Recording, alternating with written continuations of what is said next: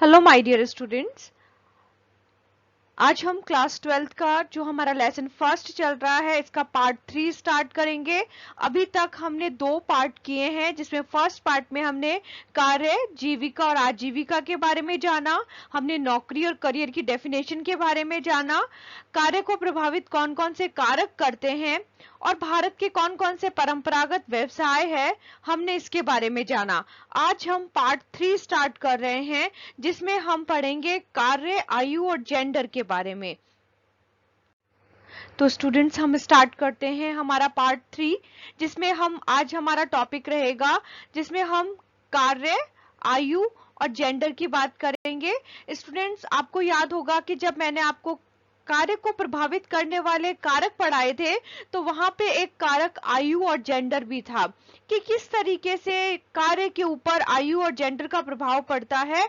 आज हम इसके बारे में जानेंगे। बहुत ही इंटरेस्टिंग टॉपिक है, जो कि आप अपने आसपास के एनवायरनमेंट में देखते हैं, जहां आप देखते हैं कि जो जेंडर है उसका कार्य के ऊपर किस तरीके से प्रभाव पड़ता है। हमारे समाज ने कुछ कामों को विभाजित कर रखा है कि कुछ कार्य पुरुष वर्ग करेगा, कुछ कार्य स्त्री वर्ग करेंगी। इस प्रकार का जो एनवायरनमेंट है ये आपके चारों ओर आप महसूस करते हैं। बस आज हम इसी के बारे में पढ़ेंगे। इसके अलावा हम पढ़ेंगे कि कौन कौन से प्रोग्राम है जो कि सरकार के द्वारा महिलाओं और बच्चों के लिए लागू किए गए हैं, हम इसके बारे में पढ़ेंगे। तो हम अपना चैप्टर स्टार्ट करते हैं। कार्य, आयु और जेंडर किसी कार्यबल के सदस्यों की आयु और लिंग, व्यक्तिगत और व्यवसायिक जीवन यानी कि पर्सनल एंड प्रोफेशनल लाइफ्स की कार्य पद्धति को, व्यक्ति के दृष्टिकोण को और समाज तथा राष्ट्र के दृष्टिकोण को दोनों तरीके से प्रभावित करता है। इस लाइन का क्या अर्थ है स्टूडेंट्स? इसका अर्थ है कि हमारा जो कार्य बल है, हम लोगों का जो कार्य करने की शक्ति है, वो हमारे आयु और लिंग पर प्रभावित करती है। इसके अलावा वो हमारे व्यक्तिगत और प्रोफेशनल लाइफ्स का भी एक हिस्सा है और हमारे समाज का एक पर्टिकुलर दृष्टिकोण है प्रत्येक व्यक्ति को लेके कि कौन सा व्यक्ति क्या कार्य कर रहा है और समाज के अंदर उस कार्य का क्या योगदान है। इसके लिए अलग अलग दृष्टिकोण बने हुए हैं। बच्चे और महिलाओं का स्वास्थ्य और विकास दांव पर होता है जब उनको ऐसे श्रम कार्य में जबरदस्ती लगा देते हैं जो उनकी शारीरिक और मनोवैज्ञानिक अवस्था के उपयुक्त नहीं होता। इस लाइन का अर्थ है कि आपने देखा होगा कि बहुत बार बच्चों को बहुत सारी समस्याओं के कारण अपनी उम्र से पहले कार्य करना पड़ता है, जिसे हम बाल श्रम भी कहते हैं, जिसे कि सरकार ने मना कर रखा है कि बाल श्रम करवाना एक कानूनन अपराध है और हमें महिलाओं के स्वास्थ्य का और उनके डेवलपमेंट का ध्यान रखना चाहिए। उनसे जबरदस्ती काम नहीं करवाना चाहिए और क्योंकि हमारे समाज के प्रत्येक सदस्य का स्वास्थ्य और उनका जो मनोवैज्ञानिक अवस्था है वो समाज के विकास के लिए बहुत ज्यादा आवश्यक है। तो यह उपयुक्त नहीं होता है कि हम बच्चों और महिलाओं से जबरदस्ती काम करवाया जाए, उन्हें उनके स्वास्थ्य के आधार पर, उनकी आयु के आधार पर काम ना देके बल्कि उनके साथ जबरदस्ती की जाए। जनसंख्या के इस खंड और आयु वर्ग के लोगों पर अनेक दृष्टिकोण से ध्यान देने की आवश्यकता है। अब हम इसी के बारे में जानेंगे कि किस तरीके से इस विशेष वर्ग के ऊपर ध्यान देने की आवश्यकता है। स्टूडेंट्स, अब हम 3 समूहों के बारे में जानेंगे कि ये 3 समूह कौन से हैं। इन तीनों समूहों के सामने कौन सी चुनौतियां आती है, इस टॉपिक में समझेंगे हम। यहाँ पर हमारा पहला प्रश्न बनता है, जेंडर और लिंग शब्दों से आप क्या समझते हैं? आपने अभी तक इन दोनों को सेम समझा होगा, पर आज हम इनकी अलग अलग परिभाषाओं को जानेंगे कि कार्य के संबंध में जेंडर मुद्दे जीवन के अधिकांश स्वरूपों में प्रकृति ने जैविक और कार्यात्मक विविधताओं यानी कि बायोलॉजिकल एंड फंक्शनल डिफरेंसेस को भली भांति स्थापित करते हुए स्त्री और पुरुष में भेद किया है। यानी समाज ने इसे 2 वर्गों में बांटा है, एक स्त्री वर्ग और एक पुरुष वर्ग। सामान्यतः 2 लिंगों में बांटा गया है, परंतु हाल ही में भारत के सर्वोच्च न्यायालय ने तीसरे जेंडर की भी बात की है, जिन्हें हम पार जेंडर और ट्रांसजेंडर लोगों को तीसरे जेंडर के रूप में मान्यता दी है, जिन्हें हम पार लैंगिक, पार पारिधानिक इत्यादि भी कहते हैं। लिंग तथा स्त्री पुरुष जेंडर जैविक से लेकर सामाजिक सांस्कृतिक दृष्टिकोण की विभिन्नताओं को इंगित करते हैं। यहाँ पे समाज ने और हमारी संस्कृति ने विभिन्नताएं कर दी है इस वर्ग के अंदर। ये जो स्त्री पुरुष और स्त्री और पुरुष वर्ग है उनमें कार्य के आधार पे और समाज ने अपनी संस्कृति के आधार पे इसमें विभिन्नता लाई है, इसे अलग किया है। लेकिन सेक्स और जेंडर शब्द अक्सर अदल बदल कर प्रयोग में लिए जाते हैं, परंतु निश्चित रूप से इनके विभिन्न अर्थ है। सेक्स अनुवांशिक जेनेटिक जनन अंगों यानी रिप्रोडक्टिव ऑर्गन्स इत्यादि के आधार पर जैविक वर्ग से संबंधित है, जबकि जेंडर हमारी सामाजिक पहचान पर आधारित है, हमारे सोशल आइडेंटिटी पर आधारित है। यहाँ पे अब दो शब्दों का उपयोग किया जाता है जो कि आपने बहुत ज्यादा सुना है। एक है नर शब्द जो कि लड़कों के लिए उपयोग होता है, और दूसरा मादा शब्द है वो लड़कियों और महिलाओं को के लिए उपयोग में होता है। और स्टूडेंट्स, आपने अपनी साइंस की बुक में भी पढ़ा है कि जब XX गुणसूत्रों का संयोजन होता है तो वो लड़कियों के लिए यूज किया जाता है, और XY गुणसूत्र है जो वो बॉयज के लिए यूज किया जाता है। प्रत्येक समाज में सामाजिक और सांस्कृतिक प्रथाएं तय करती है कि विभिन्न जेंडर को कैसा व्यवहार करना है और उन्हें किस प्रकार के कार्य करने हैं। ये आपने अपने आसपास के एनवायरनमेंट में भी देखा होगा कि महिलाओं के लिए अलग काम निश्चित किए जाते हैं, पुरुषों के लिए अलग काम निश्चित किए जाते हैं। इस प्रकार ये जो काम हमारा समाज डिसाइड करता है, ये किसी किताब में नहीं लिखे हुए हैं, पर हमारा समाज और संस्कृति की जो प्रथाएं हैं वो तय करती है। और ये बचपन से ही इसकी शुरुआत हो जाती है, और जैसे जैसे बच्चे का ग्रोथ एंड डेवलपमेंट होता है तो ये सारी चीजें उसकी पर्सनालिटी में आने लग जाती है। हम जिस तरीके का बिहेवियर उनके साथ करते हैं, जिस तरीके की रूल्स हम उनको बताते हैं, वो उनकी पर्सनालिटी में शो होने लग जाते हैं। किसी भी समाज और समुदाय के सदस्यों के द्वारा अपनी भूमिका निभाना विशिष्ट रूप से अपेक्षित है, जैसा सामाजिक और सांस्कृतिक प्रथाएं चाहती है। इस प्रकार स्त्री पुरुष की भूमिका की पहचान के मापदंड बनते हैं और स्थापित किए जाते हैं। उनकी एक समाज में अलग से पहचान होती है, और उसी के आधार पर समाज के लोग यह निर्धारित करते हैं कि पुरुष वर्ग है तो वो क्या, उनके साथ किस तरीके से व्यवहार किया जाए, स्त्री वर्ग है तो उनके साथ कैसा व्यवहार किया जाए। तो यह हमारा समाज और हमारी संस्कृति के द्वारा तय किया जाता है। नेक्स्ट इज, समय के साथ साथ यह मापदंड जो बनाए गए हैं हमारे समाज में, जो प्रथाएं हैं उनके लिए रूढ़िबद्ध हो गई है, तब यह प्रत्येक सदस्य का सामान्य और अपेक्षित व्यवहार समझा जाने लगा। यद्यपि यह मानदंड और प्रथाएं कहीं लिखी हुई नहीं है, ना ही कोई नियम बनाए गए हैं, बल्कि जो लोगों ने देखा उसे एक पीढ़ी से दूसरी पीढ़ी में हस्तांतरित कर दिया। जो हमारे समाज में प्रथाएं चली आ रही हैं, जो स्त्री और पुरुष को लेके मापदंड तय किए गए हैं, वो एक पीढ़ी से दूसरी पीढ़ी में हस्तांतरित हो जाती है, और जेंडर शब्द की संरचना सामाजिक रूप से बनाई गई है। तो यहाँ पे आपसे फिल इन द ब्लैंक्स में पूछा जा सकता है कि जेंडर शब्द की संरचना किस रूप से बनाई गई है, तो वो सामाजिक रूप से बनाई गई है। जबकि लिंग शब्द की जो संरचना हुई है वो आनुवंशिक है, और वो आनुवंशिक रूप से होती है। सामान्य और अपेक्षित व्यवहार से अलग किसी भी तरह का विचलन अनौपचारिक, अपरंपरागत और कभी कभी अवज्ञाकारी हो जाता है। फिर भी समय बीतने के साथ साथ भूमिकाएं और आचरण विकसित हो रहे हैं, जिसका परिणाम परिवर्तन के साथ निरंतरता में हो रहा है। यानी कि आपने देखा होगा कि पहले बालिकाओं को पढ़ाया नहीं जाता था, गर्ल्स को घर में काम के लिए प्रोत्साहित किया जाता था, पर अब समय में परिवर्तन आया है। अब सभी समाज के व्यक्ति अपने लड़के और लड़की दोनों को ही पढ़ा रहे हैं, और उनके उचित भविष्य का निर्माण करने के लिए वो कार्य करते हैं, मेहनत करते हैं, अपनी रोजगार कमाते हैं, जिससे कि उनके बच्चों का भविष्य सही प्रकार से बनाया जा सके। अब यहाँ पे सेकंड क्वेश्चन होता है कि गृहिणियां कौन होती हैं, परिवार की अर्थव्यवस्था में उनका क्या योगदान होता है।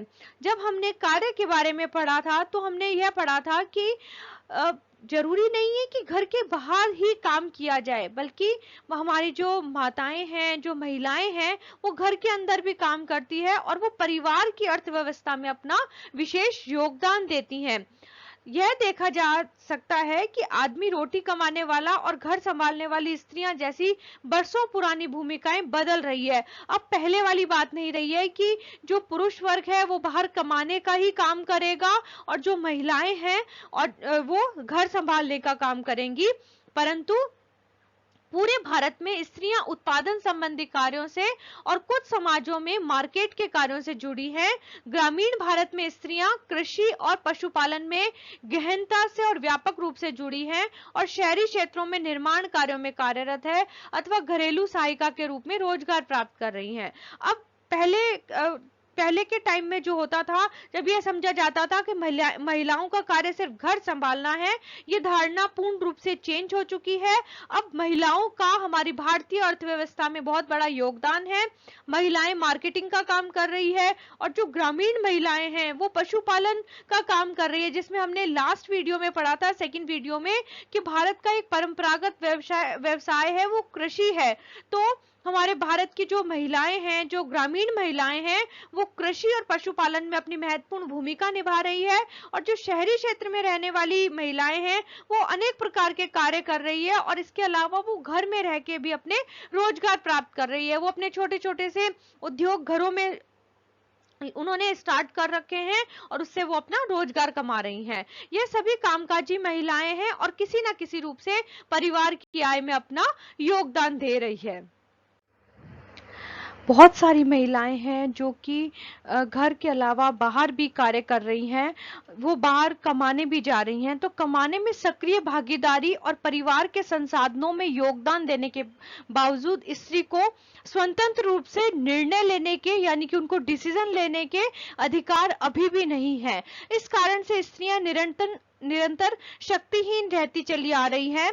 पर अब समय की क्या मांग है कि स्त्रियों को शिक्षित किया जाए, उन्हें सशक्त बनाया जाए, उन्हें समर्थ बनाया जाए और समाज में उन्हें उचित स्थान मिले और उन्हें अपनी बात कहने का अधिकार हो, जिससे कि स्त्रियां आगे आएंगी और एक सही समाज का निर्माण हो सकेगा। महिलाएं जब तक सशक्त नहीं हो सकती हैं, जब तक कि उनके मूल्य को आंका ना जाए और उन्हें सवेतन कार्य के बराबर नहीं माना जाता है। महिलाओं को घर चलाने वाली गृहिणियां माना जाता है। घर पर किए गए उनके कार्यों का मूल्यांकन शायद ही मूल्यांकन किया जाता है और उसे उनकी आर्थिक गतिविधि के रूप में नहीं गिना जाता। परंतु एक कहावत है, धन बचाना धन कमाना है। अगर स्त्रियां जो कार्य कर रही है, घर में रह के जो गृहिणियां हैं, महिलाएं हैं, वो अपने द्वारा काम करके अगर धन बचा रही है तो वो उनका धन बचाना, उनका धन कमाना है। जैसे कि स्टूडेंट्स, आपकी मदर अगर आपको पढ़ा रही हैं तो वो धन कमा भी रही हैं, उन्हें वो पैसा ट्यूशन में नहीं देना पड़ रहा है। वो आपके घर का, वो हमारे घर के अंदर बहुत सारे ऐसे काम करती है। अगर वो ये काम ना करे तो उसके बदले में दूसरे व्यक्ति को पैसे दे के वो काम करवाना पड़ेगा। तो अगर हमें धन बचाना, तो यहाँ पे ये वाक्य सही होगा कि धन बचाना धन कमाना है। अगर महिलाएं और गृहिणियां घर में रहकर जो महत्वपूर्ण कार्य कर रही है और अपने कर्तव्य का निर्वाह कर रही है, यानी वो धन कमा भी रही है और धन बचा भी रही है। महिलाएं परिवार के भरण पोषण के लिए अपने जीवन के सभी स्तरों, जैसे माँ, बहन, बेटी, पत्नी और दादी के रूप में घरेलू कामकाज या परिवार के अन्य कार्य करती है। उसके लिए उन्हें कार्य जीवन भर ऊर्जा की आवश्यकता होती है।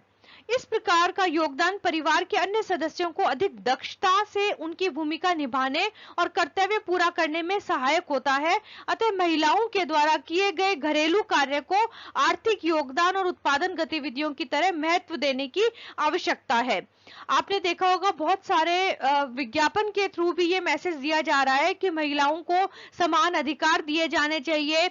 उन्हें अगर वो घर के कार्य कर रही है तो उनका रिस्पेक्ट किया जाना चाहिए, क्योंकि यह उनका आर्थिक योगदान है। और इस लाइन का अर्थ है, आर्थिक योगदान का मतलब है कि जो पैसा हम बाहर देंगे किसी को, वो वह घर में ही काम करके उसे कर रही है। जैसे किसी ने किचन गार्डन बना रखा है और वहां पे सब्जियां उगाई जा रही हैं, तो नहीं तो हमें सब्जियां लानी पड़ेगी बाजार से, और वही हमारी जो गृहिणी है, जो स्त्री है, वो सब्जियां उगा रही हैं। तो वो घर के लिए भी फायदेमंद है, ऐसे ही अगर वो घर में बच्चों को पढ़ा रही है, उनके कपड़े प्रेस कर रही हैं, उन्हें खाना बना के दे रही हैं, उनका सही प्रकार से पालन पोषण कर रही हैं, तो यह भी एक बहुत बड़ा योगदान है जो कि जिससे कि पैसों को बचाया जाता है, और ये पैसे बचाने ही धन कमाना है।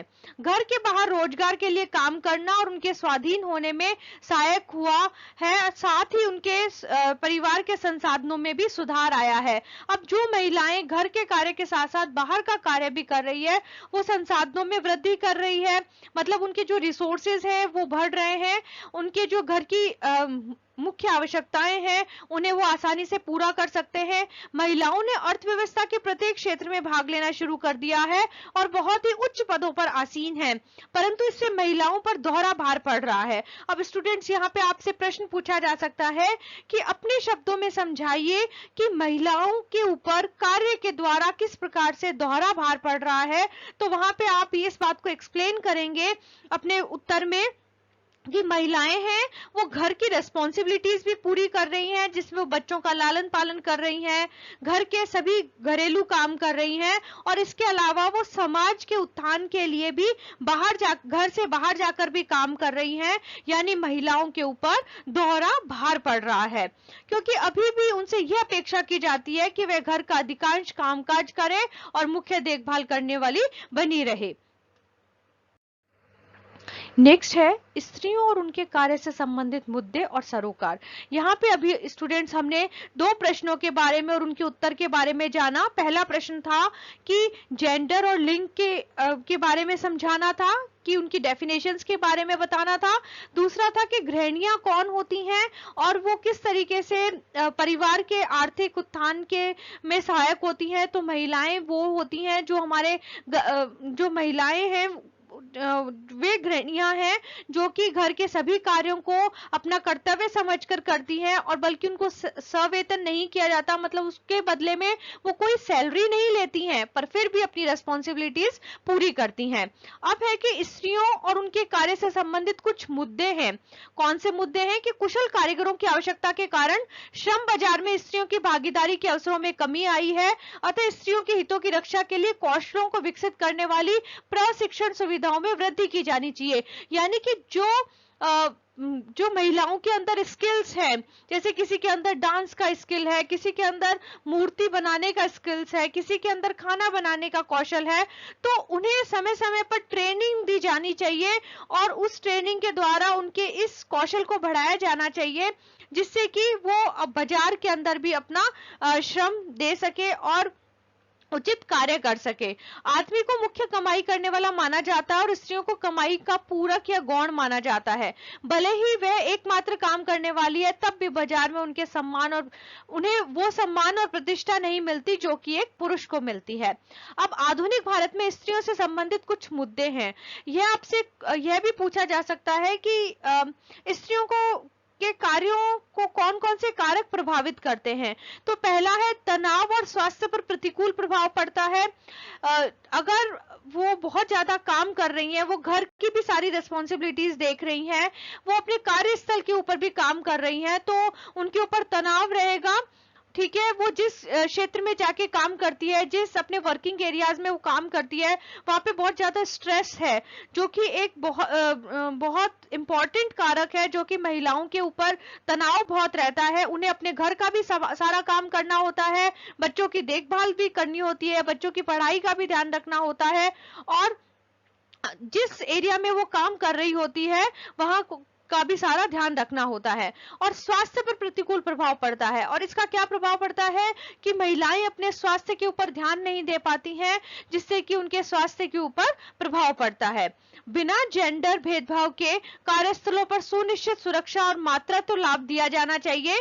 यानी कि जिस कार्यस्थल पर, जिस वर्किंग एरिया में वो काम कर रही है, वहां पे जेंडर भेदभाव नहीं किया जाना चाहिए, मतलब स्त्री और पुरुष का समझ के भेदभाव नहीं किया जाना चाहिए, बल्कि की सुरक्षा निश्चित की जानी चाहिए। वो जिस भी जगह पर काम कर रही है वहां पे वो बिल्कुल सेफ होनी चाहिए, उनके ऊपर किसी भी प्रकार का अत्याचार नहीं किया जाना चाहिए और उन्हें मातृत्व लाभ भी दिया जाना चाहिए। इसके लिए सरकार ने कुछ नियम बना रखे हैं जो कि आगे की स्लाइड में पढ़ाएंगे, जिसमें यह बताया जाता है कि जहां पे 30 से अधिक महिलाएं हैं वहां पे क्रैच खोली जानी चाहिए, जिससे कि उनके जो बच्चे हैं उनको वहां रखा जा सके, उनकी भी समय समय पर देखभाल होती रहे और जो मदर है वो समय समय पर जाकर उनको देख सके और वो अपना कार्य के ऊपर भी ध्यान लगा सके। थर्ड है कि बच्चे की देखभाल के लिए सामाजिक सहायता दी जानी चाहिए।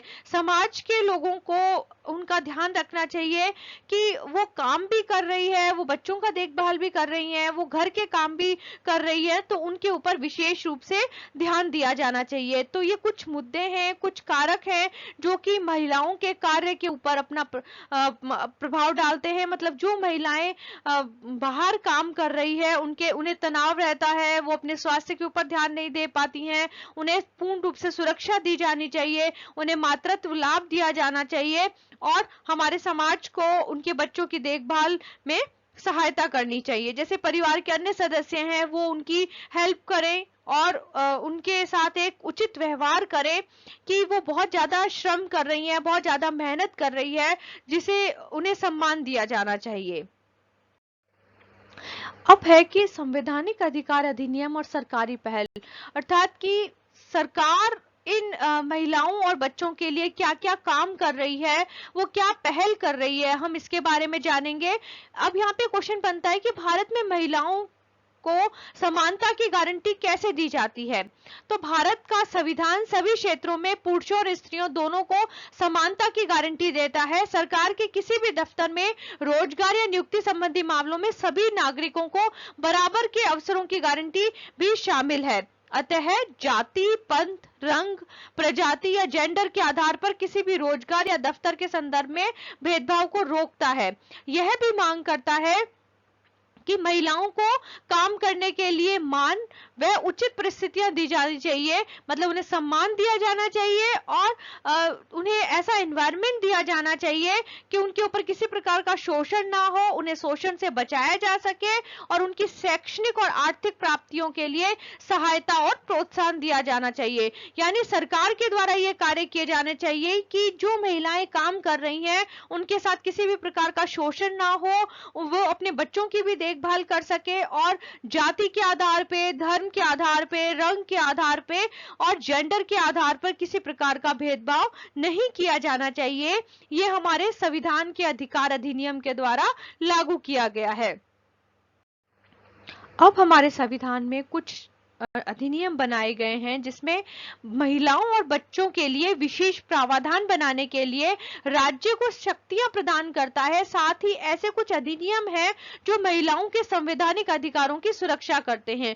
स्टूडेंट्स, ये आपके बहुत इंपॉर्टेंट है जो कि आपसे पूछे जा सकते हैं कि कौन कौन से अधिनियम है। तो 1948 का फैक्ट्री अधिनियम है, 1951 का बागान श्रम अधिनियम है, 1952 में एक अधिनियम लागू किया गया जिसमें खदान अधिनियम है, मातृत्व लाभ अधिनियम जो कि 1961 में लागू किया गया। तो इसमें आपसे ईयर भी पूछा जा सकता है कि जैसे मातृत्व लाभ अधिनियम है वो कब लागू किया गया, तो वो 1961 में लागू किया गया। फिर है कर्मचारी राज्य बीमा अधिनियम कि जो महिलाएं काम कर रही है उनके लिए इंश्योरेंस अधिनियम लागू किया गया, उनके इंश्योरेंस करवाई जाने लगी, जो महिलाओं को विभिन्न औद्योगिक क्षेत्रों में सुरक्षा उपलब्ध कराता है। ये अधिनियम बनाए गए हैं जिससे कि महिलाओं जो भी काम कर रही है, जिस भी वर्किंग एरिया में काम कर रही है, वहां पे उन्हें सेफ्टी हो सके, उन्हें सुरक्षा प्रदान की जा सके। भारतीय संविधान के अनुच्छेद 61(1) राज्य के अधीन किसी भी दफ्तर में रोजगार और नियुक्ति से संबंधित मामलों में सभी नागरिकों को समानता की गारंटी देता है। ये आपकी बहुत इंपॉर्टेंट लाइन है स्टूडेंट्स, इस पे आपसे प्रश्न पूछा जा सकता है कि भारतीय संविधान के कौन से अनुच्छेद के अंतर्गत सभी नागरिकों को समानता की गारंटी दी जाती है। तो वहां पे आपको लिखना होगा अनुच्छेद 61(1) के अकॉर्डिंग राज्य के अधीन किसी भी दफ्तर में रोजगार और नियुक्ति से संबंधित मामलों में सभी नागरिकों को को समानता की गारंटी देता है। इसके अतिरिक्त फैक्ट्री अधिनियम की धारा 48 कहती है कि यदि किसी उद्योग या फैक्ट्री में 30 से अधिक महिलाएं नियुक्त की जाती हैं तो वहां पर क्रैच की व्यवस्था होनी चाहिए, जिससे महिला समय समय पर जाकर अपने शिशु की देखभाल कर सके। 6 वर्ष से छोटे बच्चों की देखभाल इन शिशु सदनों में होगी, जिसका प्रबंध उद्योग को ही करना पड़ेगा। मतलब जिस इंडस्ट्री में वो काम कर रही है उसका खर्चा वो इंडस्ट्री के लोग ही, वो जो मैनेजमेंट कमेटी है वो ही देगी, क्योंकि यह मदर का अधिकार है कि वो अपनी बच्चों कार्य के साथ साथ वो अपने बच्चों की भी देखभाल कर सके।